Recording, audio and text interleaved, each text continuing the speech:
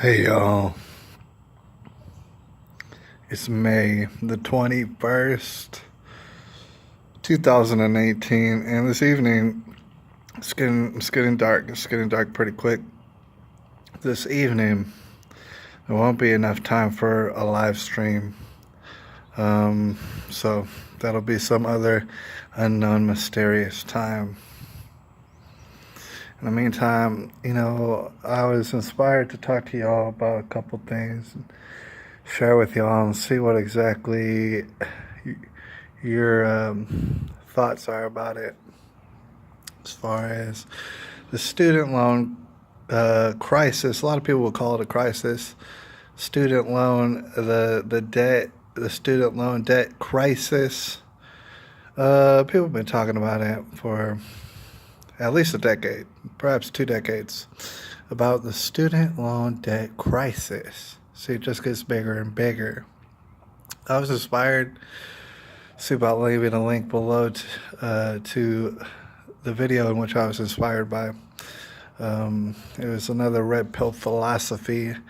Mr. Chris from Red Pill Philosophy was talking about it, how just dire it seems. It's not something that's going away. It's in fact getting bigger. It's a part of inflation. Think about it. If going to higher education and university is something that you got on your mind, it absolutely is interesting. I want to be very simple about it and talk about it kind of briefly. There's all sort of different details that can be pondered over when talking about, going to universities, such as these grants out here and, scholarships and this and that, and some people getting money for this and that other reason. There's a lot of different nooks and crannies that we could go into. But suffice it to say, people have been having certain problems for a while now, and they're only getting more significant in that they'll be paying off the interest, their student loans. They can't pay off the actual principal. Instead, they'll pay off the interest, and at times pretty much basically double up on their payments. They have to pay double now if they ever do get out of them, because the interest. They'll have to keep up on the interest now. If they get a good job after university or whatever, if they get a really, really good job, pays a lot of money, then they'll stand a chance to pay off their student loans. However, if they don't, then the student loans will just keep on incurring and getting bigger. Thing is, also, you got to note that there's different credit agencies out there, and they'll make all sort of deals with you and they're playing with the numbers.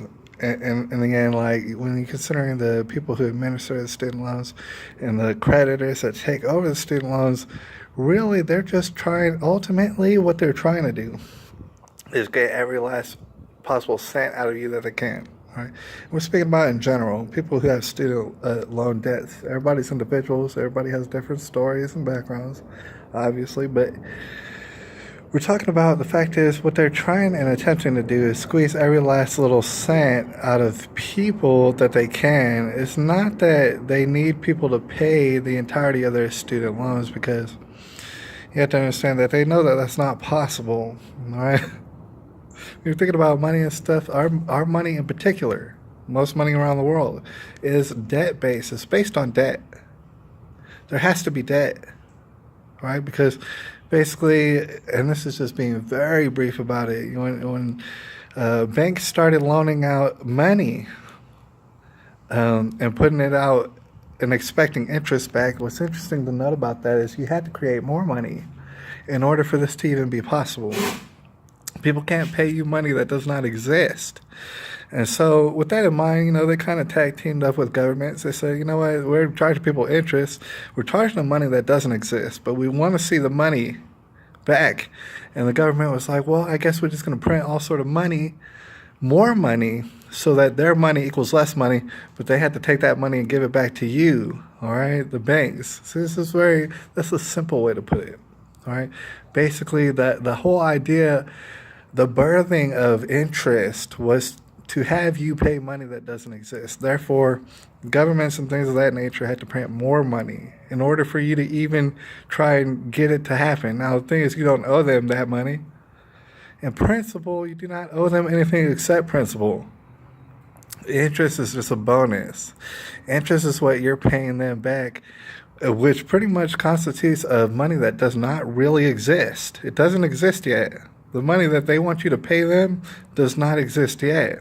Instead, you're paying them the principal, which is all that you could even think to pay them. Instead of them taking it and saying, okay, we're going to put it towards the principal, they say we're going to put it towards the interest, which is money that does not exist yet, but it will.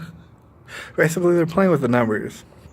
In effect, they're trying to get every last little cent out of you that they can, that's possible. Everybody's individuals. Everybody's got different kind of bills, but they'll get every cent out of you that they can, and that is the point. Right. So, meanwhile, people all over the place have been noticing, well, I don't, for whatever reason, make enough money to pay off these student loans, man. And of course the student loans will mess with their credit, and what it'll do is prohibit them from buying certain things, maybe buying a house, maybe doing this and that, buying a car, right? So their credit will be bad, so they'll come to the creditors and say, what's the very least that I can pay y'all to get y'all off my back and fix my credit up? And they'll say, well, how much can you possibly pay us? And then you'll say, well, this is how much I could possibly pay y'all. And you give it to them, and they take it. They say, thank you. They say, you know what, you keep paying us, or else we're just going to have to tack on interest, which is money that don't exist.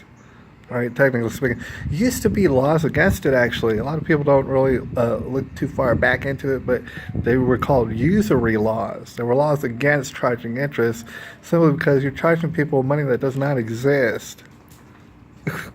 And chances are you're doing it for nefarious reasons. All right, see, we're at the point where people know, most people who've been through the ringer of these universities, and I don't want to be entirely depressing, there's a silver lining to this cloud. Most people, they don't understand, well, I don't stand a chance to make all that money. Or most people who do get the chance to make all that money, well, they become compromised. They have to do exactly what they're told, and if they do not, and if they stray too far from the beaten path, they will definitely get fired, and they won't be able to pay off their student loans. You see how that works? It's kind of like a trap. It's kind of like you're trapped into it. The people who do make enough money to pay off their student loans, they better keep their mouth shut about basically anything. Don't you get fired because you won't be able to pay off the student loans. All right. So that is kind of how that works, and we're being very brief about it, but that is what it is. Certainly is what it is, and perhaps people should be outraged about this kind of practice. Perhaps they should be. Thing is, there's laws and order. Nobody here is endorsing chaos or anything like that. All right, like I said, it's a silver lining to this. I just want to point out that a lot of people incurring these student loans will never be able to pay them off. They'll be paying off interest, which is, like we said, money that doesn't exist. We had to put out labor and all sort of stuff for money that doesn't exist to pay off the interest. Meanwhile, the principal is going to stay there. Ain't nothing you're going to do about that. It's going to affect your credit. And what it's going to do effectively is create further a divide in the class systems. It's just going to do it. Some people are going to be forever in debt. They're going to be generationally in debt. That is the point. But the thing is, the silver lining I wanted to talk with y'all about right now before it gets too dark to see me is for the children out there, the young people out there, those who are young adults out there. They might be thinking about going to university. They might think, well, that sounds desperate. That sounds completely messed up. I don't know if I can. Some people can out there, I'm sure. And some people will continue to go to university. But irregardless, what I want to talk to you about right now is, well, why do you want to go? All right. Every one of y'all is individuals. You might have an individual answer to give me why you want to go to the university. Maybe you want to do this sort of job. Maybe it needs that sort of degree, this and that and the other. Which college would be best to get that degree at, and this and that. All right, so that's why you want to do it. All right.